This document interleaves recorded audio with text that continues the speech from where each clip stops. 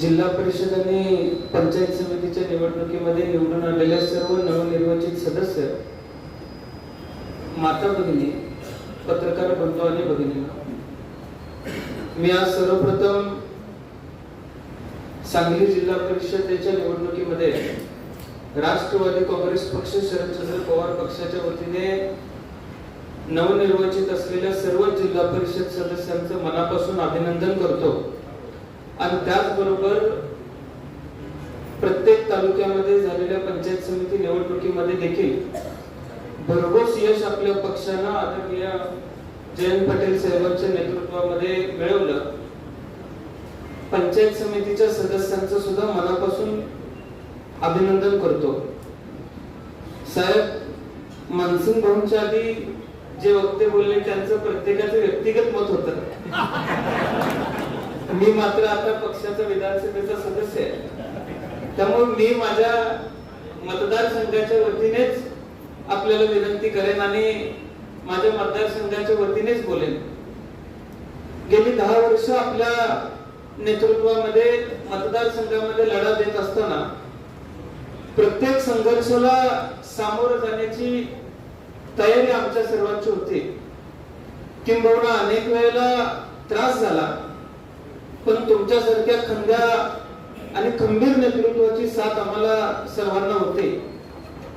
2021 पासून अगदी नगरपंचायत असेल, त्याच्यानंतर बँक असेल, त्याच्यानंतर मजूर फेडरेशनची इलेक्शन असेल, मागची विधानसभा असेल, आत्ताची पंचायत समिती आणि जिल्हा परिषद तिची निवडणूक असेल, प्रत्येक वेळेला तालुक्यातले सगळे गट एकत्रित विरोधात येतात आणि आपल्या पक्ष म्हणून आपल्याला स्वतंत्रपणे नेहमी लढा द्यावा लागतो.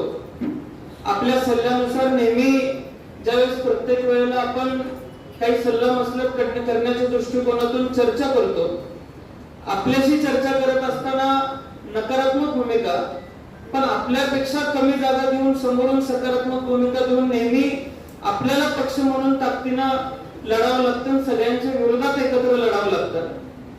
अगदी तासगावची एक पंचायत समिती साहेब सोडली तर 2021 पासून कालच्या झालेल्या जिल्हा परिषदेमध्ये देखील सगळे एकत्र येऊन सुद्धा आपण साहेब कुठेही कमी पडलेला नाही हा शब्द मला आपल्याला सर्वांना द्यायचा आहे आणि या पुढच्या काळात देखील कुठं कमी पडणार नाही.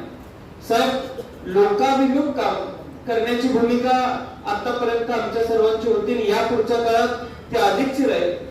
प्रत्येक वेळेला लोक आपल्याला कुठल्या तरी संस्थेची सत्ता आपल्या ताब्यात देतात, ती फक्त सत्ता नसून जबाबदारी आपल्या खांद्यावरती देतात, ही आमच्या सर्वांची भावना आहे आणि सर्वसामान्य माणूस हाच आपल्या राजकारणाचा केंद्रबिंदू असला पाहिजे हे उद्दिष्ट ठेवून आम्ही साहेब काम करण्याचा प्रयत्न करतोय.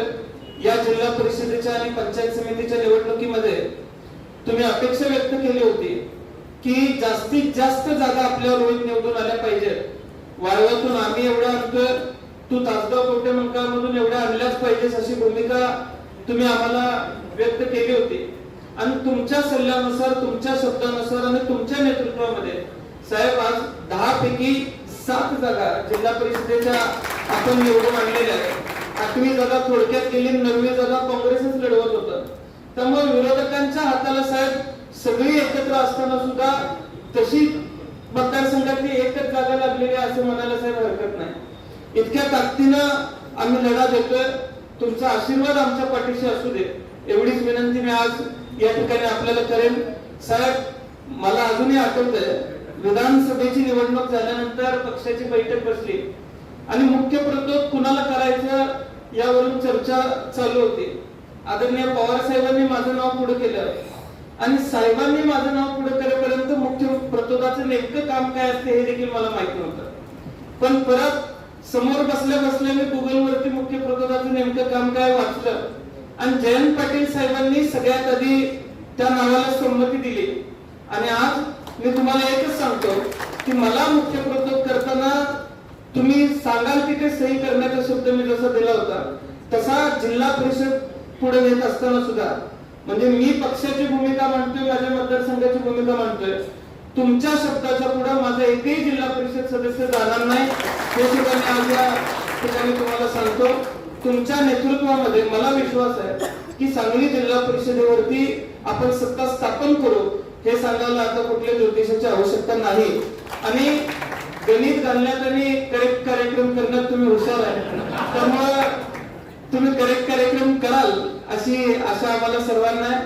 पुन्हा त्याची प्रचिती या निवडणुकीच्या माध्यमातून यावी एवढीच अपेक्षा. म्हणजे मी तर अलीकडच्या काळात, यापूर्वी माझी आई साहेबांच्या बैठकीला बसायची, चुलते बसायचे.